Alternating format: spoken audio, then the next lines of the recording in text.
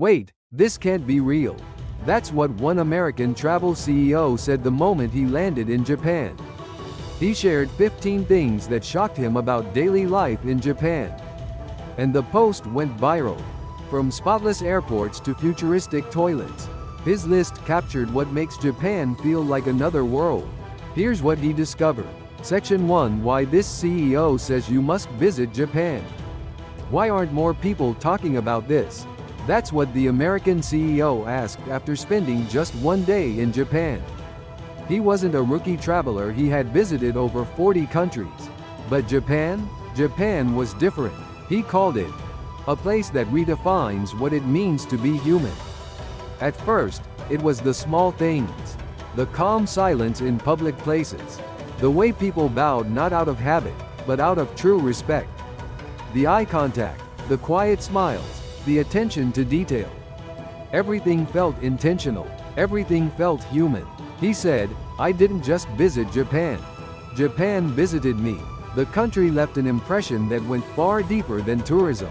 It touched his sense of order, beauty, and dignity. Why does this matter? Because what he experienced wasn't a tourist show. It was everyday life. It was the airport staff, the taxi driver, the elderly woman at a shrine, all behaving with quiet pride. He later wrote, "Japan didn't try to impress me. It just was impressive." That post, it exploded.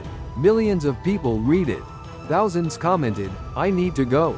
So now we ask you, would you be ready for a country where kindness isn't forced, but built into the system? Where respect isn't a performance, but a philosophy? Because that's what this CEO found in Japan. And in the next 9 sections, you'll see exactly why. Section 2: The cleanest airport on Earth? Have you ever walked into an airport and felt like you were in a luxury hotel? That's exactly how this CEO described his first steps inside Japan's Haneda Airport. No trash, no noise, no chaos, just spotless floors, clear signs, and smiling staff. It didn't feel like a transportation hub. It felt like a calm, futuristic oasis. And then he saw the robots. Yes, actual cleaning robots, silently gliding across the floor. They didn't beep or buzz. They bowed, literally bowed to people passing by. In most countries, airports are hectic. You brace yourself for crowds, lines, and confusion. But in Japan, it's designed for peace. It's engineered for people. Restrooms, fully automatic. No touch, no smell, always clean. He said the signage blew his mind. Even without speaking Japanese, he never felt lost. Arrows were clear. Announcements were calm and kind. Staff were helpful, without being overbearing. Here's the part that stuck with him most. No one was shouting. Not a single employee raising their voice. Everything ran like clockwork, but without the stress. So, the question is, if an airport can feel this calm and clean, what does the rest of the country look like? Section 3: No watch? No problem. The trains will tell you the time. What if you could throw away your watch and still never be late? That's what the CEO realized after riding Japanese trains for the first time. They didn't just arrive on time. They arrived to the second. Not early, not late, just exact. Imagine this. You're standing on the platform. You hear the train approaching. You look up. It's exactly 93,200. Not 933. Not 931. Not around 930. But 93,200 on the dot. In most countries, public transport is a gamble. You wait. You wonder. You check your phone every minute. But in Japan, trains are so precise, they become your clock. He joked, "I stopped checking my watch. I just watched the trains." Even more surprising, when a train is late even by 1 minute, staff apologize. Not just once. They hand out printed delay notices. Why? Because in Japan, time is respect. Being late means breaking a silent promise. And people follow the rhythm. Commuters line up quietly. Nobody pushes. Nobody complains. They just flow, like a well-tuned machine. This isn't about being strict. It's about showing care. You value someone's time, so you don't waste it. Now ask yourself, What would your day feel like if every step ran on time? What would your life feel like? Section 4 Streets with no trash cans and no trash. How can a city be spotless with no public trash cans? That's the mystery the CEO couldn't stop thinking about. He walked around Tokyo for hours. Busy stations, narrow alleys, shopping streets, not a trash can in sight. And yet not a single piece of litter. In his country, trash cans are everywhere and still, garbage spills out. But in Japan, it's the opposite. Few bins, no mess. How is that possible? He asked a local guide. Where do people throw things away? The guide smiled and said, they don't. They carry it home. No complaints, no exceptions. Even kids do it. At first, it seemed strange. But then he realized it's a mindset. Cleanliness isn't just a rule. It's a shared responsibility. He noticed people folding wrappers neatly. Some even had small bags in their pockets for trash. Nobody was watching them. Nobody was forcing them. But everyone followed the same silent rule. He said it made him think differently. What if public spaces felt like your own home? Would you still drop that napkin? Would you still leave that bottle behind? It wasn't about fear. It was about pride. Pride in the street. Pride in the community. Pride in the invisible effort to keep things beautiful. So here's the real question. Do you need more rules? Or just more respect? Section 5 The future of toilets is already in Japan. Can a toilet blow your mind? That's exactly what happened to the CEO on his first restroom break in Japan. He wasn't expecting much, but what he found felt more like stepping into a high-tech spa than a public bathroom. The door opened by itself. The seat was warm. There was a control panel with buttons for water temperature, pressure, music, even deodorizer. And then, birdsong. Yes, the toilet played soft nature sounds for privacy. He laughed. I didn't want to leave. The experience wasn't just clean. It was soothing. Like the restroom actually cared about you. Everything was hands-free. Water, soap, dryer, flush all automated. No touching. No guessing. Just ease. But here's what truly shocked him. This wasn't a luxury hotel. It was a free public restroom. In a train station. No fee. No attendant. Just high quality, for everyone. He thought, back home, public toilets are something you avoid. In Japan, they feel like they were made for you. Even the design felt personal. Child seats, changing tables, accessible stalls. And sometimes, a tiny, toddler-sized toilet, adorable and thoughtful. He realized this wasn't about technology. It was about dignity. Japan puts care into the most private places. Because even a toilet is a chance to show respect. So, here's the question. What kind of country makes even its toilets feel like home? Section 6 Japan's roads where courtesy is the traffic law. When was the last time a driver slowed down just to let you cross the street? In Japan, it happens all the time. And not just because the law says so, because people choose to. The CEO was stunned the first time it happened. He approached a crosswalk, unsure if the car would stop. But before he even stepped off the curb, the car gently slowed. The driver nodded and waited patiently. No honking, no rushing, no frustration. It wasn't just one driver. It was all of them. He watched the flow of traffic. Smooth, silent, respectful. People walked. Cars waited.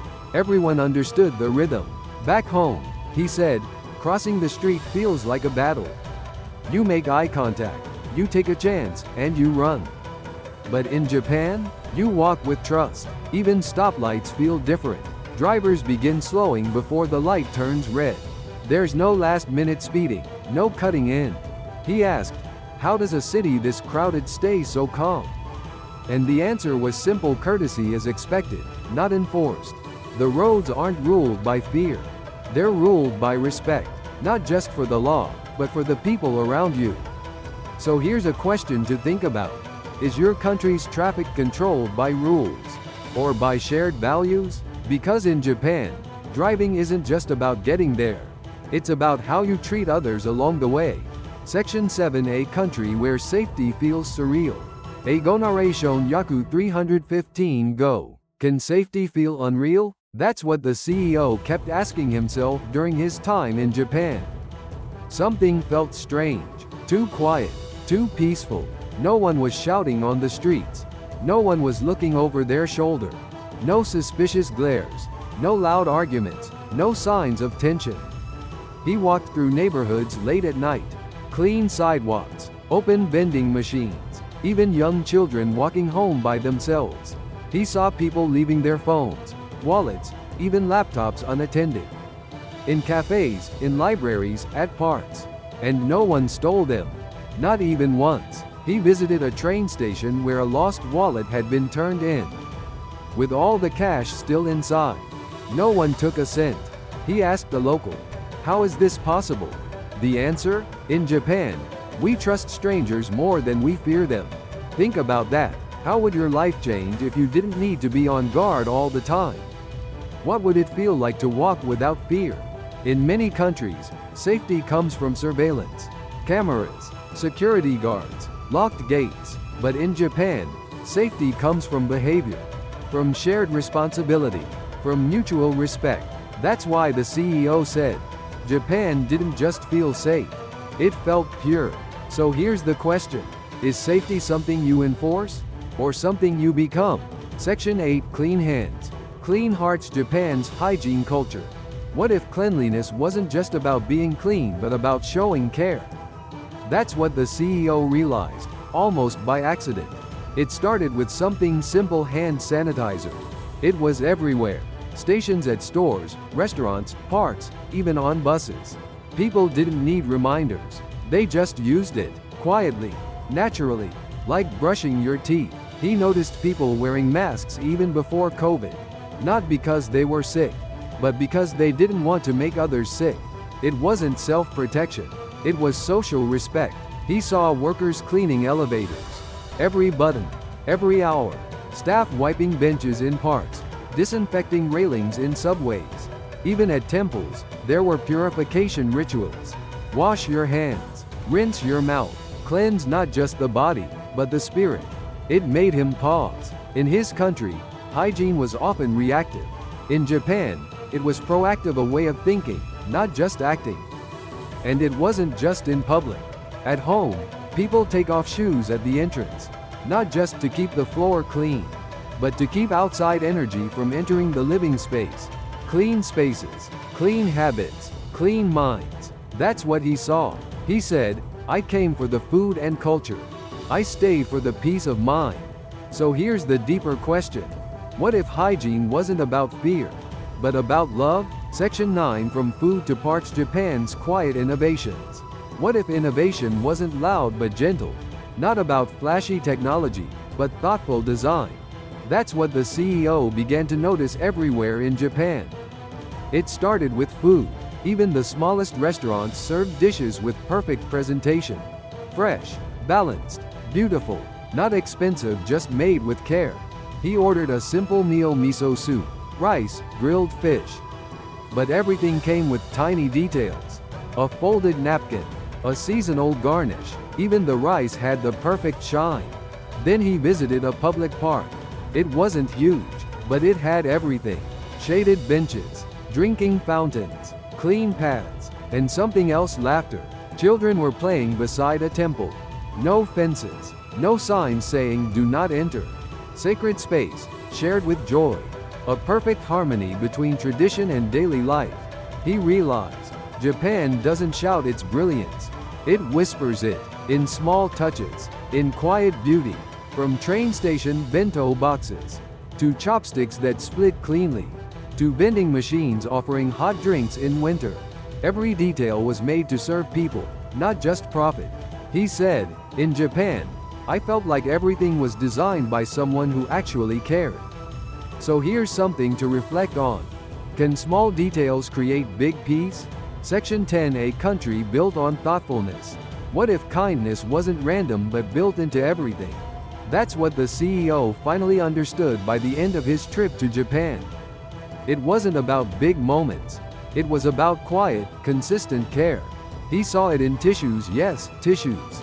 3-ply, 4-ply, some with scents, some made for allergies, some designed just to feel soft on your skin. He laughed. Even the tissues in Japan are polite.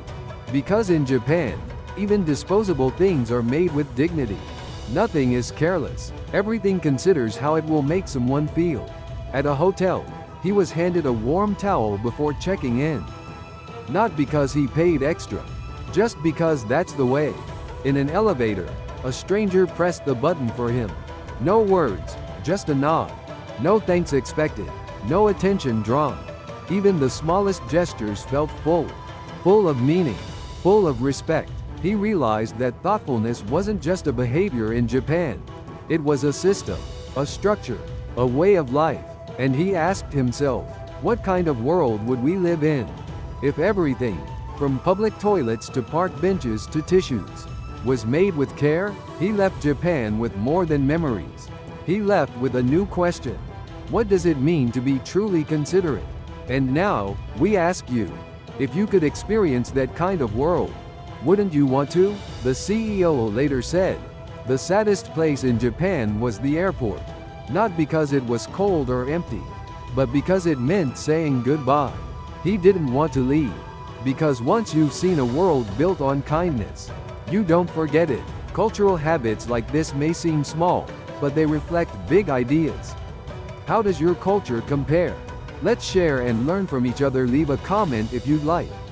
And please like and subscribe for more videos like this. Thanks for watching.